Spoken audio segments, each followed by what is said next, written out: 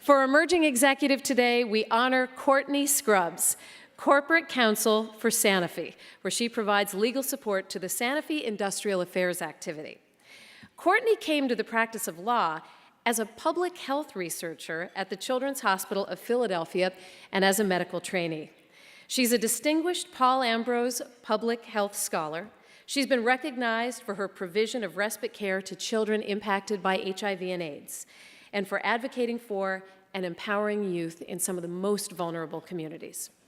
She is also the founder of the Dawa Investment Network, a national investment group of more than 125 Black women physicians, and serves as the president of the Massachusetts Black Lawyers Association, among her many other leadership roles on nonprofit boards. Courtney defines success as enjoying the toughest work you do, and says, if what you do professionally challenges and stretches you to become better, stronger, and you enjoy it, that is a successful journey. Courtney, for your leadership at Sanofi and for your dedication to building strong communities in Boston and around the world, we present you with the 2018 Pinnacle Award.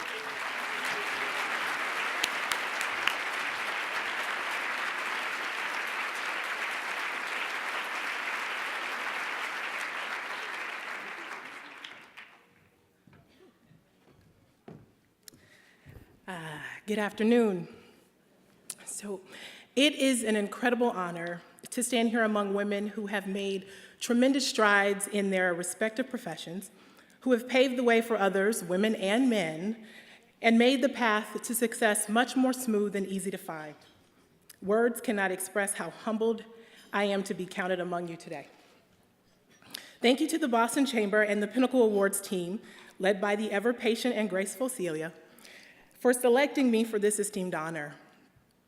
In a very short time, I have come to know the Chamber as an extraordinary assembly that has changed the course of my career. With this vote of confidence, with this group of sheroes as new colleagues and mentors, and with what seems to be a never-ending list of opportunities to learn and grow as a leader in the city of Boston.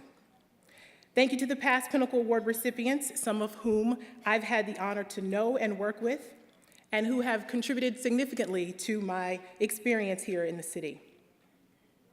If it was not for one in particular, Mrs. Benny Pratt-Wiley, who could not be here today because of service to our alma mater, Howard University, I am not sure I would be standing on this stage today.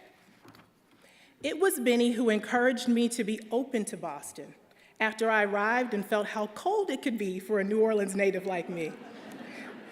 She showed genuine enthusiasm about my selecting this as the launch pad for my legal career. And she has so gracefully and so earnestly supported and coached me through the challenges I face, personal and professional, even as she faced her own. In fact, it was Benny who reminded me recently that the distinction between the personal and the professional is often illusory. Once when I approached her frustrated about how to handle a people issue in a professional context, she said, "What do you mean this is not personal? When you work with people," she said, "it is always personal." I have to confess that I struggled a bit in knowing what to share with you today.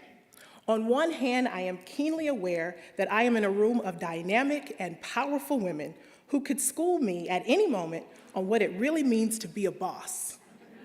How could I inspire you? On the other hand, I have been fortunate to learn from so many amazing women through the course of my professional and academic pursuits, both in medicine and law. What lesson would I choose? I learned perseverance and the elements of a contract from my 1L law professor, Alice Thomas, who one semester pushed through a multiple sclerosis flare to make sure my 1L class was fortified in the principles of contract law. In medical school, it was Professor Dawn Schell that drilled me on medical microbiology, bacterial pathogenesis, and grace with people. She showed me how to see offense but not see it, how to hear offense but not hear it. Now that is a tough one, and I am still learning. Today, in my role as corporate counsel with Sanofi, a cutting-edge, patient-centered life science company that has as its leading mantra, empowering life, and the question, how are you? I am able to apply these lessons every day. I draft and negotiate agreements with the rigorous training from Professor Thomas as my foundation. I support the industrial activity of the company, which includes the actual manufacturing of the pharmaceutical products we provide, with an understanding of just how important meeting and surpassing GMP is from a place of scientific and clinical familiarity with many of the disease states our products treat. I utilize that perseverance in my role with the Mass Black Lawyers Association as I tackle, alongside one of the most remarkable teams I have ever had the honor to lead, the challenges of increasing diversity among the bar and the bench in our legal community. As for the patience with people, I use that as I encounter those who might make the aforementioned goal all the more challenging, who unknowingly and sometimes unconsciously breathe life into the bias we work diligently to eradicate. We see the offense so that we understand it, but then we do not see it as to not internalize it and allow it to breed contempt and undermine our efforts to work together. I believe it was my father, Tyrone Scruggs, who at 6'6" was a giant of a man in heart and stature, a teacher, an athlete, and a coach in every sport you could imagine. I believe he gave me the love of children. He and many of his brothers devoted their lives to the health and wealth and well-being of young people, and I truly believe it influenced my early decision to become a pediatrician, and later, after I made the decision to practice law instead, influenced me to continue that passion as a child advocate and a missionary. But throughout my life, there has been one person above all others who has taught me the lessons of leadership and love and showed me that there is no distinction between the two. My mother, the Baptist minister and retired executive who is here today from Louisiana, right over there,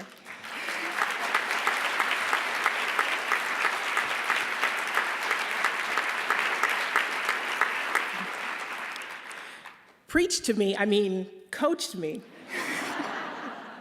every day on the role of the leader as the ultimate servant, and she still does. The greatest among you should be like the youngest, and the one who leads like the one who serves.